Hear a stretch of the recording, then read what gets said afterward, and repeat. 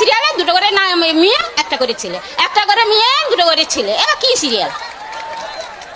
আচ্ছা। না না আমি বলছি আপনারা বাবা বলছে সমাজকে না, কি না। বার্তা দিচ্ছেন?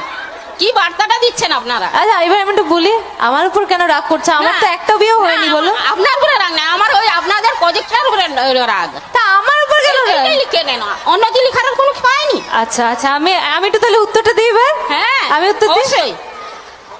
সব সিরিয়ালেরই দোষ, তাই তো? সিরিয়াল দেখেই, আচ্ছা আমি একটু বলিনি, সবাই সমাজে স্পেশালি এনারা যারা আছে এবং মেয়েরা যারা আছে তারা নাকি সিরিয়াল দেখে দুটো তিনটে বিয়ে করছে। তাহলে একটা কথা বলো, সিরিয়াল যেই যুগে শুরু হয়নি সেই সময় রাজাদের 10টা 50টা করে রানী ছিল, সেটা তাহলে কোন সিরিয়াল দেখে? হ্যাঁ, ওটা কোন সিরিয়াল দেখে? হ্যাঁ, তখন তো দু ছেলের মা কোনোদিন পালিয়ে যাচ্ছে না, এখন যাচ্ছে। এখন ওই আপনাদের দেখে 5 ছেলের মাও পালিয়ে যাচ্ছে ছেলের সঙ্গে। পালিয়ে যাচ্ছে? হ্যাঁ, যাচ্ছে না?